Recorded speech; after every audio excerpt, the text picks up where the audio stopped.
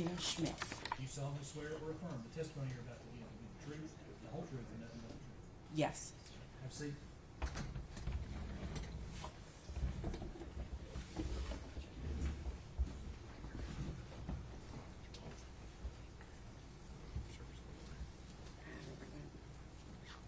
Good afternoon. Good afternoon.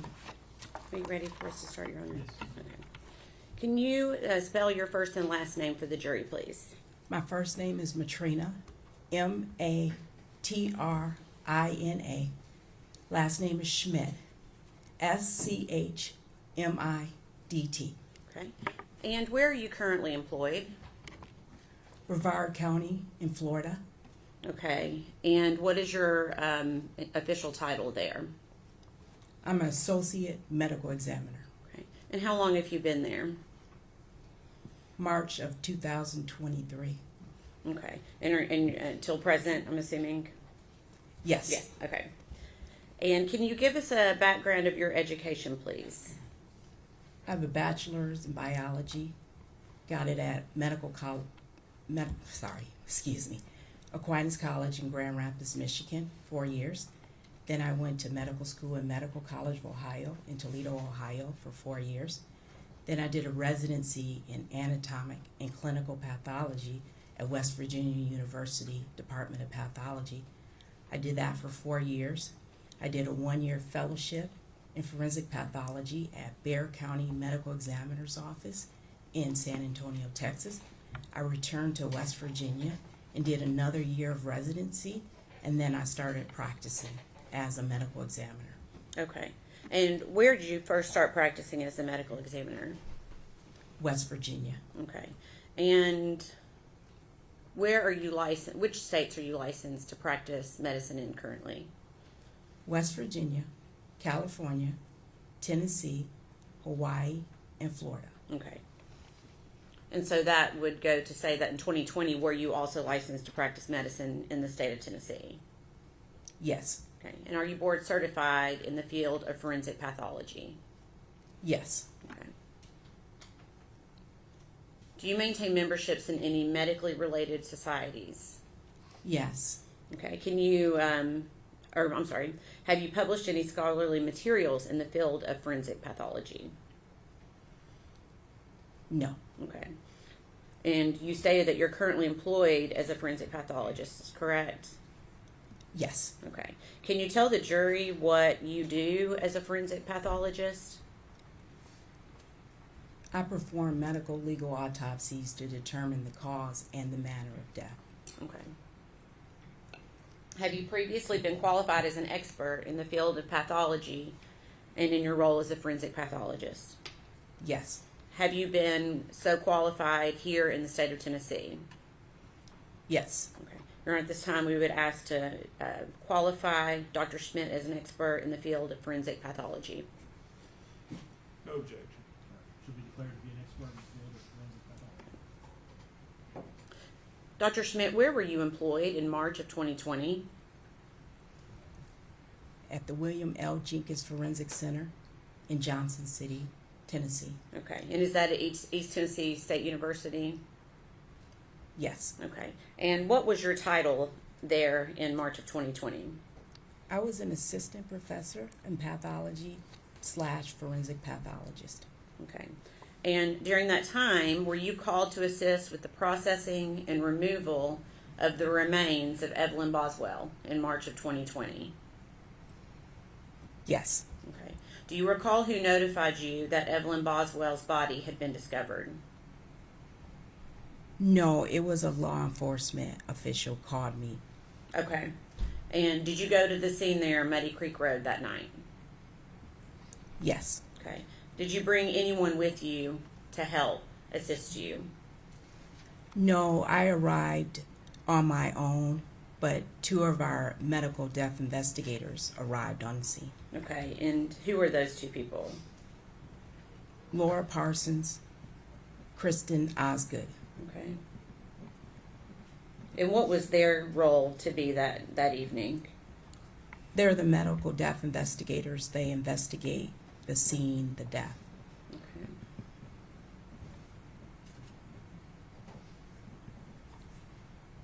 And was law enforcement present when you arrived that evening? Yes. Okay. Do you recall what time of day you arrived?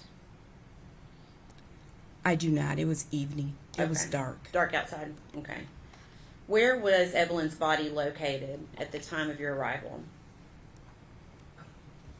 It was in a playhouse shed and inside a trash can. Okay. So her body was still within the trash can when you arrived?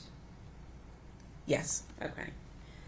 And did you observe or assist in the removal of Evelyn's body from the trash can? Yes. Okay. Can you please describe to the jury what that process looked like? We removed the trash can from the shed. Photographs were taken, and then we did a step-by-step process of removing the decedent from the trash can and the contents of the trash can. Okay.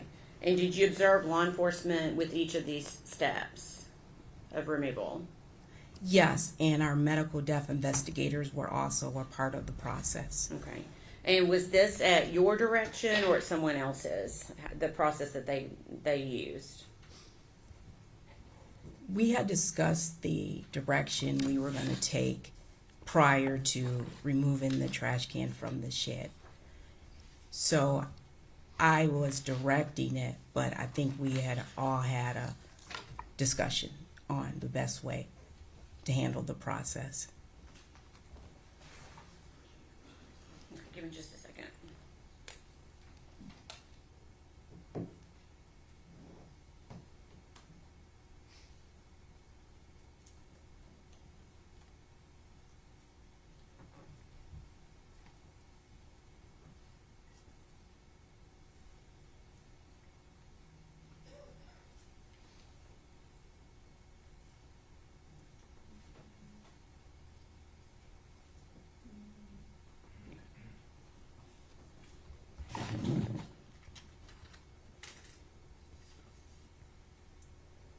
Can you tell the jury what steps you took to ensure that the scene and Evelyn's body was maintained as secure as possible? TBI was present, our medical death investigators, and everything that we removed from the trash can, in addition to the decedent, was photographed and it was written down as evidence. Okay, and how did you protect the body from contamination? I don't remember, but we always have a sheet and the body bag ready and prepared. Okay. 1 minute.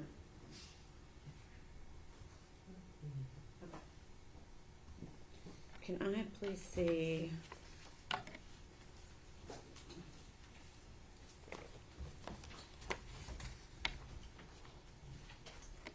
Exhibits number 20 through 38, please.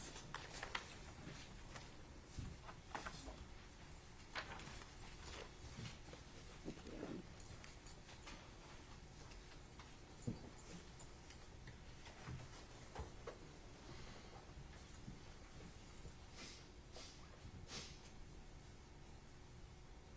In the past, what's been previously marked as exhibit number 21.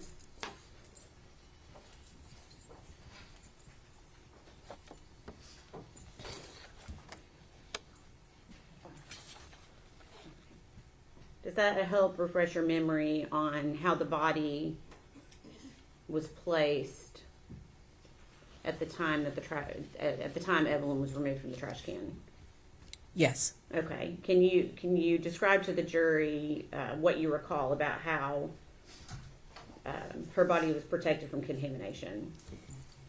The body bag was placed on top of, looks like paper, and then she was removed from the trash can directly into the clean body bag. Okay. All right. We could pass that back. I'm just going to show it to the jury quickly so the jury can see what we are referencing. It's been previously marked as exhibit number 21. Is this what you were referring to with the butcher paper and the body bag? Yes. Okay.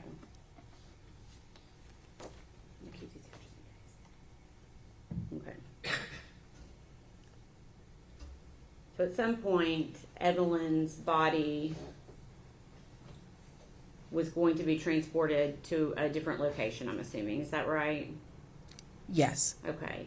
And where was her body transported? The Forensic Center in Johnson City. Okay. And are you the individual that performed the autopsy on Evelyn Boswell? Yes. Okay. And was that also performed at the same location in Johnson City? Yes. Okay. Can you please describe the process of this particular autopsy for the jury? We re-photographed the body. We collected evidence from the body, and we removed the clothing, and I performed the autopsy, starting with an external examination, then an internal examination. Okay. Was it more difficult due to the state of Evelyn's remains?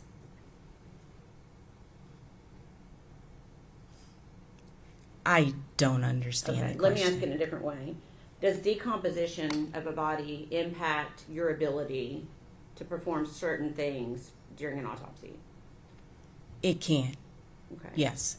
Can you, for example, does the level of decomposition keep you from being able to identify mechanisms of death or possible mechanisms of death? It can, yes. Can you describe how? Sometimes with decomposition, the skin will change colors, and it can obscure bruises or contusions. Sometimes we might not be able to draw the sufficient toxicology specimens that we want to. Okay. And did any of that happen in this case? Were you able to see any potential soft tissue injuries to Evelyn's body? I did not identify any soft tissue injuries. Okay. Did decomposition play a role in that at all? It's probable, yes. Okay.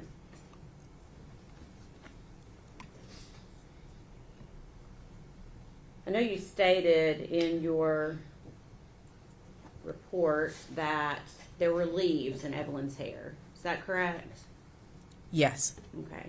And you were also at the scene. Did you observe leaves at the scene that night? yes, there were numerous leaves inside the shed playhouse. Okay.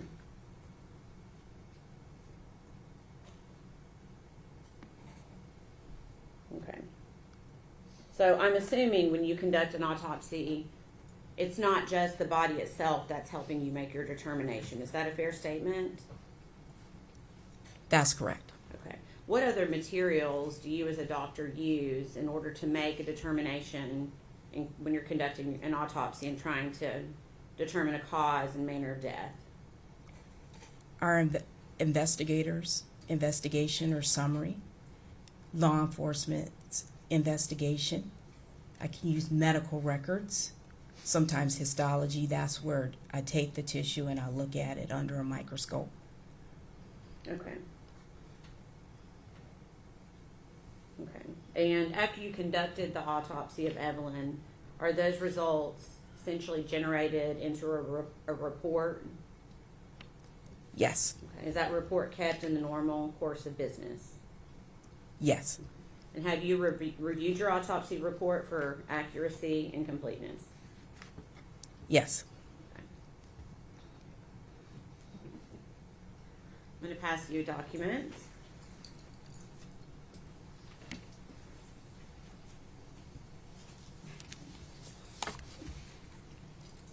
I'm going to give you a second to look and see if you recognize that.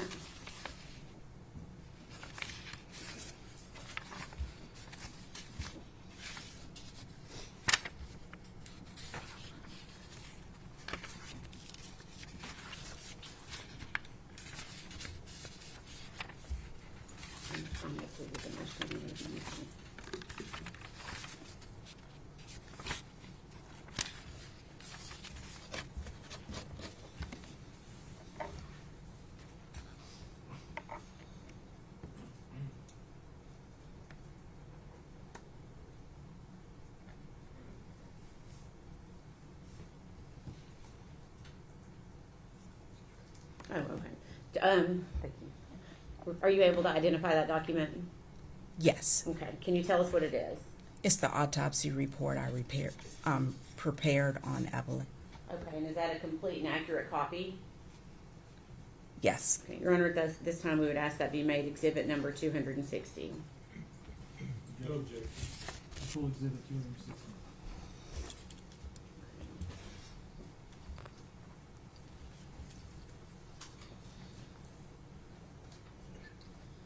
Dr. Schmidt, did you form an opinion as to the cause and manner of death of Evelyn Boswell?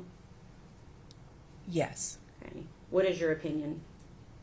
The cause of death, homicidal violence. Okay.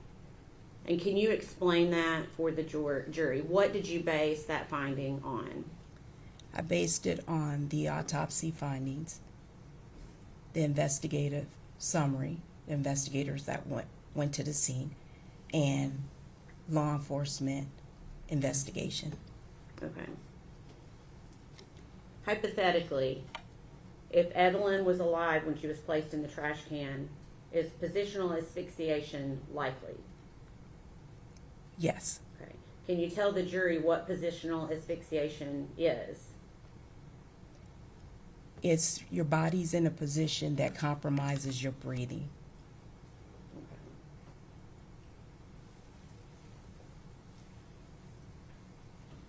And were you aware was how Evelyn's body was placed into the trash can? Do you recall?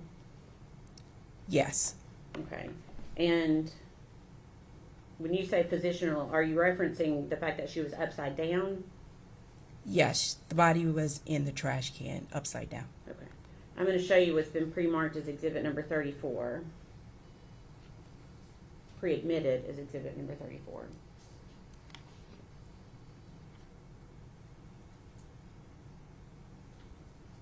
Okay.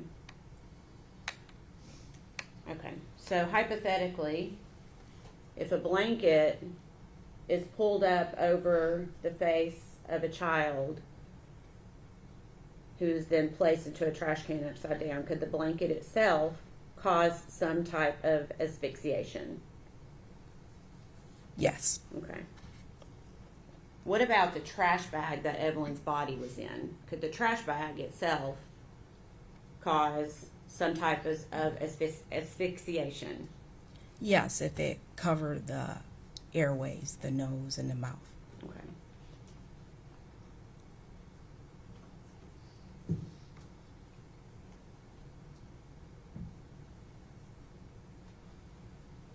How many autopsies have you conducted over the course of your career, just approximately? 3,600 approximately. Approximately how many of those were on children? Close to 100, between 80 and 100. Okay. Have you conducted autopsies on children that have resulted from, that you determined to result from natural causes? Yes. Okay. Have you conducted autopsies on children that have resulted in or been caused by something accidental? Yes. Okay. So if I gave you a hypothetical that Evelyn Boswell was sleeping in a bed with an adult or two adults and a rollover sleeping episode occurred, is that something that you would consider as being a possibility for her death in this case? Do you want me to rephrase the question? Yes, please. Okay. Is a rollover incident possible, a co-sleeping rollover incident possible, explanation for Evelyn Boswell's death? My opinion, no. Okay. And can you explain why that's not a possibility? Evelyn is an older child, and typically we see the overlay in younger children.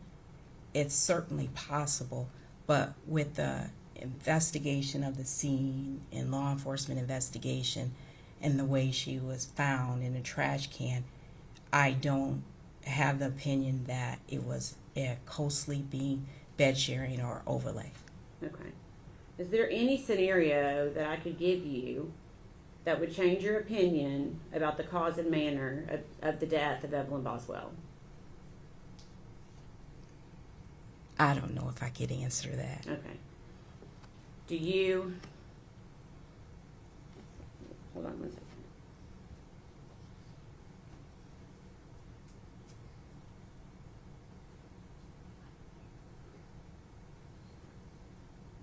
Let me ask it a different way. Anything about the autopsy, as well as the other things that you had said that you used to come to your conclusion, that led you to believe that Evelyn Boswell died from natural causes? No. Okay.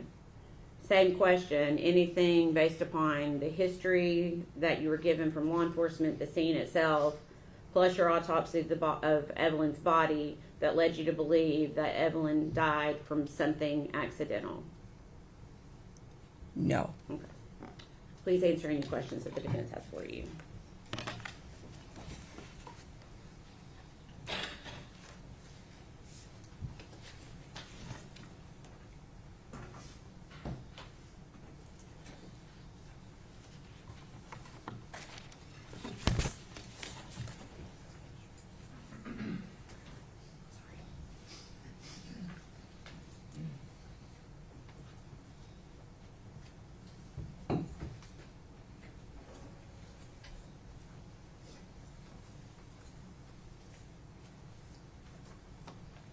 I approach the court reporter, Judge.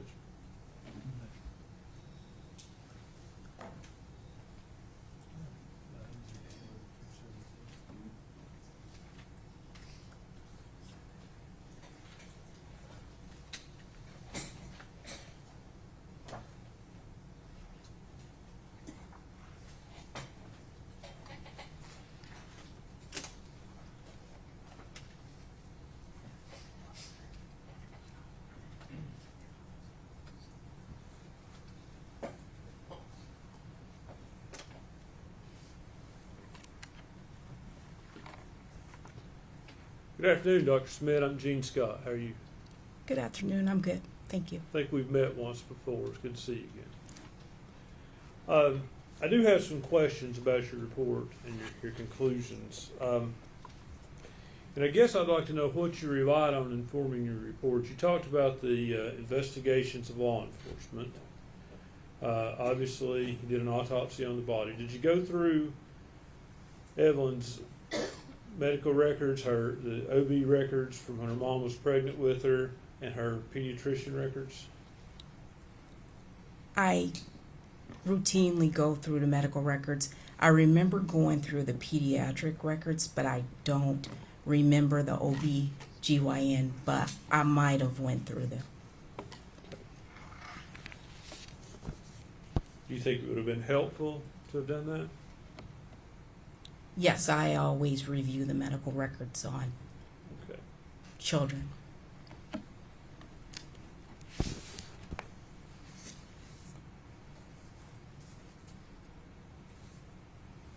Ms. Massengill finished up by asking you if anything could be said to convince you this was by natural causes somehow. And it's your opinion it could not be, I assume.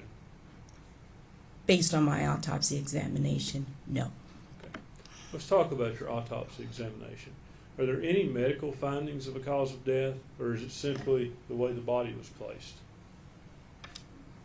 There are no natural medical disease processes to support her death. Yet there are no medical bases for her death based on your autopsy, are there? For instance, give me a hypothetical. If the child were found laying on a table as opposed to in a trash can, would anything have changed about the findings you found in your autopsy report about her medical conditions?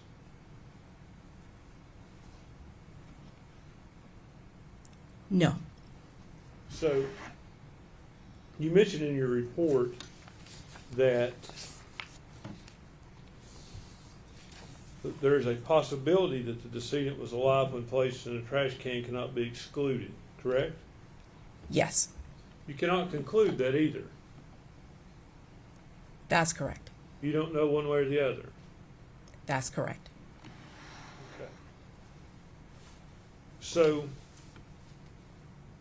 you talked about natural causes, and there's no sign of disease or anything of natural causes, correct? There is signs of disease processes. Yes. In this autopsy? Yes. Okay, what are they? There is a patent foraminal valve, which is just the septum between the atria and the heart, did not close properly. So there was an issue with the child's heart valve? I wouldn't call it an issue, but yes, there was a defect in her heart valve. I would think a defect, whether you take issue with the word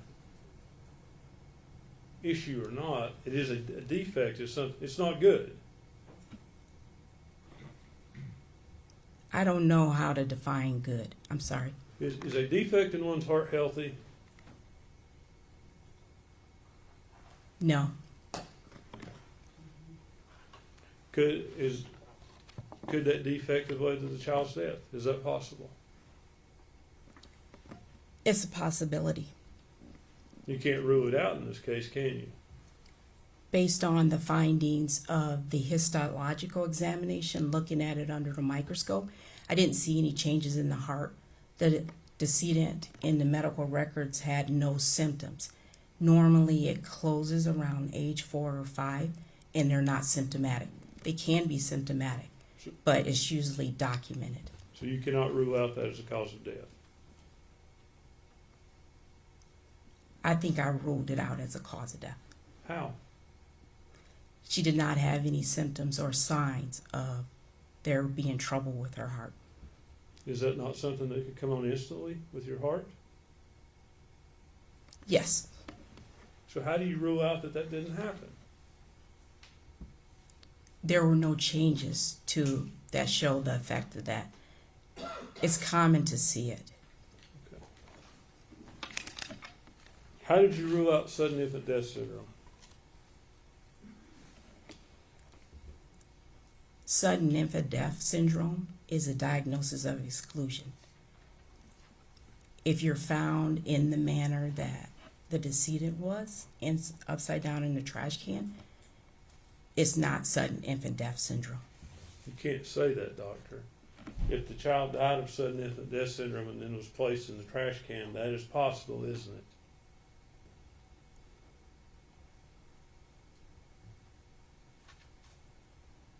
Usually they die around 9 to 10 months is the upper age, but yes, you're right. It could be a sudden death and then placed in the trash can. It could be possible in this case. I wouldn't rule it a sudden infant death syndrome.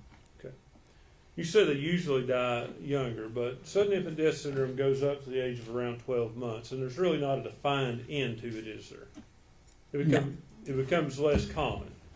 Is that right? Yes, Okay. And there are factors that we really don't know what sudden infant death syndrome is, do we? that's correct. Okay. But there have been factors determined that can maybe lead to that. That say there's higher incidence of SIDS with kids who have these conditions, certain conditions. Would you agree with that? Yes, Okay. Were you aware that there was an intrauterine growth restriction when Megan was pregnant with Evelyn? yes, That can be one of the factors that leads to a SIDS death, can it? yes.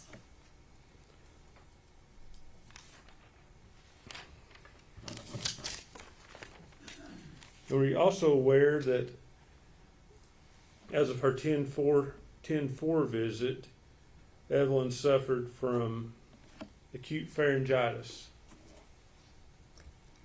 I reviewed the records, but I can't remember everything that was in the records. I reviewed the records. Would it help you to see the records?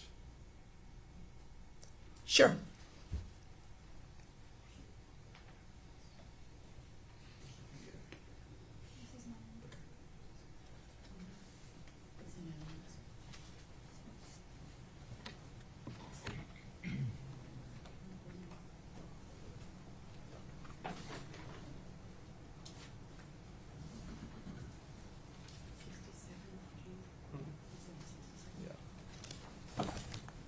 withdraw item 67, please?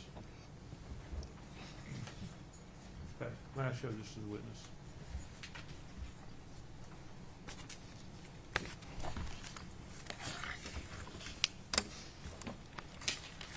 Doctor, I would direct you to her October the 4th visit.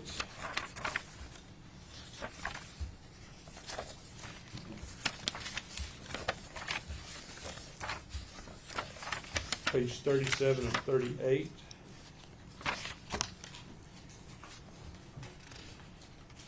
I'm sorry. Hold on.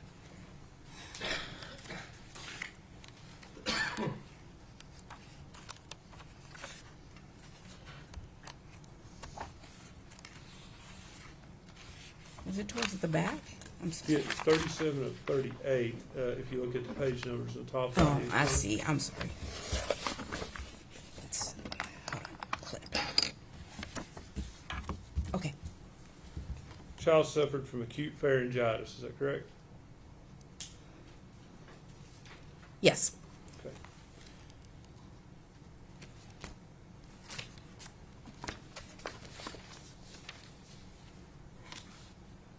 Acute pharyngitis is an infection, Yes. okay? And it's a virus, is that right? A viral infection? It can be. Okay. And that infection can progress toward the respiratory system, can it not? Yes. Viral pharyngitis itself can increase the risk of SIDS. Yes or no? Yes. I'm sorry. I sounded curt with you, and I didn't mean to. I should have asked you a direct question. So please don't take offense at the yes or no. Child also suffered from gastroesophageal reflux. Is that correct? Yes. Okay. And what is that? It's when the food comes back up through the sphincter, because food goes through the esophagus into the stomach, and there's a sphincter that keeps it from coming back up into the esophagus and to go down, continue into the intestines for digestion, and it comes back up into the esophagus. And can that lead to laryngeospasms? Yes. What is a laryngeospasm? This is where the muscle contracts. A child can die from a laryngeal spasm, can it? Yes.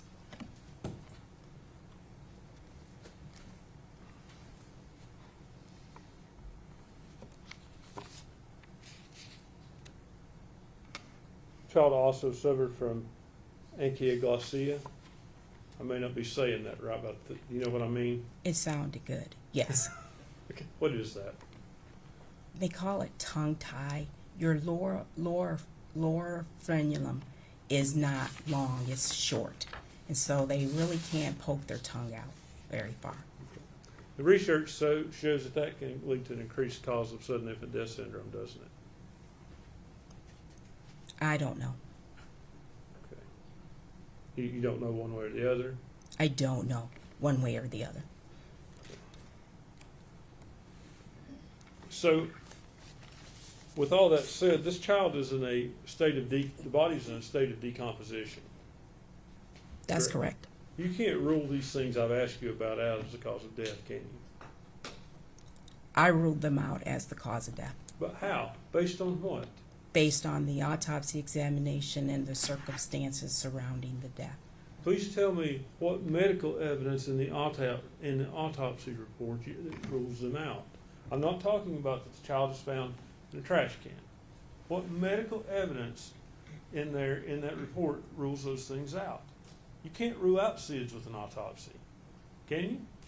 Remember, I'm going to ask that he asks only one question at a time. Yeah, so she can sustain. answer. One Sorry. question at a time. No, you cannot. So you can't rule that out in this case, can you? I ruled it out. You did, but you don't have any reason to do that, do you? Yes, I do. What is that? A forensic examination is not based only on the autopsy. The autopsy helps you out. It's based on all the circumstances surrounding the death. What circumstances allows you to rule that out without medical proof, doctor? I did not see any bone fractures. I didn't see enough natural disease that I thought it would account for her death. Bone fractures have nothing to do with SIDS, do they? No, Natural disease has nothing to do with identifying SIDS, does it? yes, it does. What does it? It rules out SIDS. Okay, so does natural disease, you say it rules out SIDS, it doesn't identify SIDS, does it? No, it does not. It rules it out. Right? That's correct.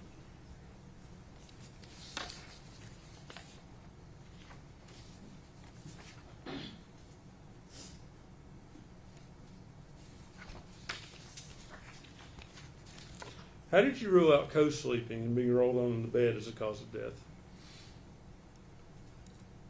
I used it based on the circumstances surrounding the death. Again, if the body were found laying on a table, not in that trash can, you couldn't rule out co-sleeping as a cause of death either, could you? I would review everything, the circumstances surrounding the death. Hypothetically, if that happened, could you rule that out? I would have to know why the baby was on the table. So it is possible that a child that size and that age could die from co-sleeping. Yes, it's possible.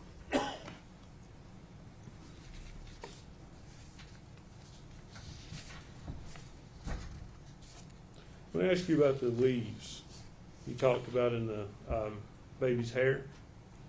Yes, Okay, was that wrapped up under the blanket in the tinfoil? yes, Okay, so you testified that there were leaves in the shed. yes, Are you saying inside of the shed? yes.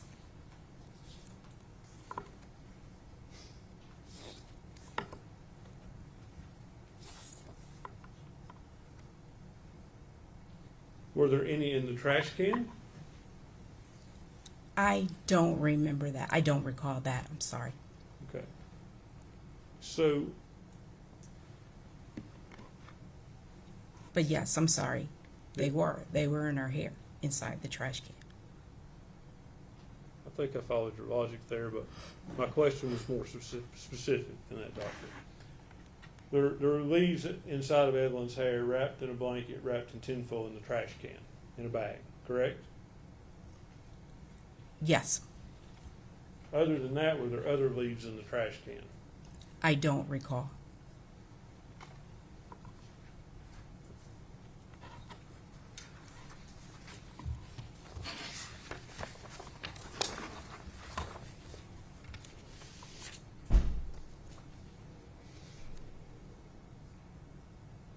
So, when you described this death as homicidal violence, you described that as based on the child being found in the trash can. Is that correct? And the investigation, yes. Okay, but not your medical findings. Yes, my medical findings in There were- addition. There were no findings of violence in your autopsy, were there? Yes, the decedent was found upside down in the trash can. Okay. Were there any broken bones?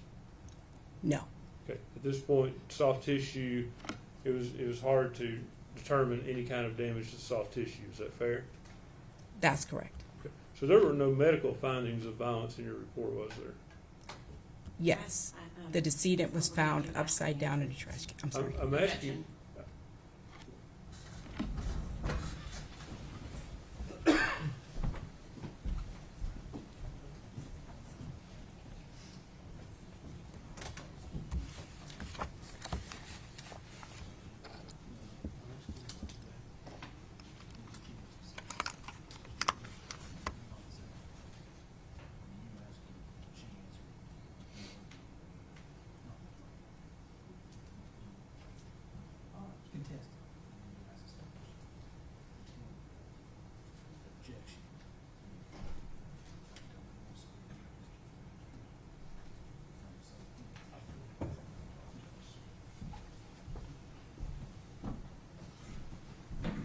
Doctor, let's make sure we're on the same page. I'm asking about medical causes that you would find in the autopsy. Now, being placed in a trash can, are you describing that as a medical cause? No. So medical causes that, and medical diagnosis that you have, there is no medical issue showing this is a homicidal violence, is there? No.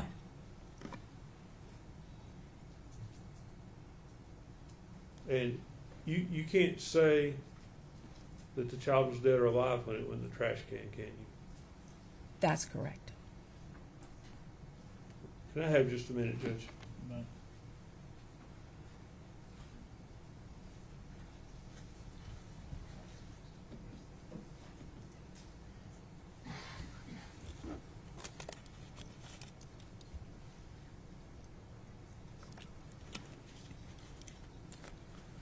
Let me ask you this, Doctor. You talked about leaves in the shed. You were there directing when the baby was taken out of the trash can, Yes, that's correct. and I assume that you and your team were very careful that the baby, nothing got on the baby once it was taken out of the trash can and the trash bag before being placed on the body bag. That's correct. It would not have been a source of leaves from you all's contamination. No.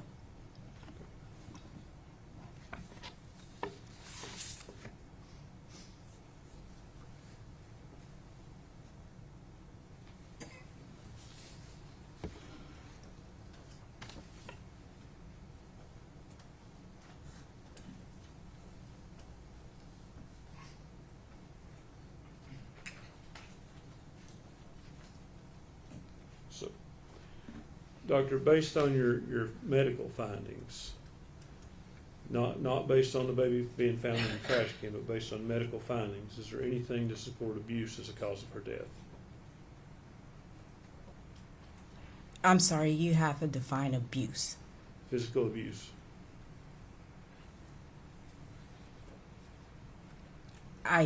I still don't understand what you mean by that. Any broken bones? No. Objection, Your Honor. Well, I'm trying to.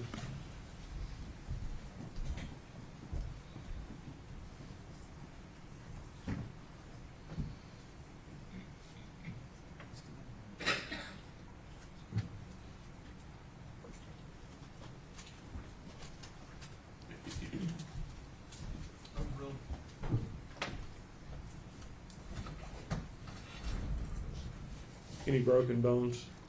No. Any signs of prior broken bones? No. Judge, that's all the questions I have. Dr. Schmidt, thank you and good to see you. Nice to see you. Redirect.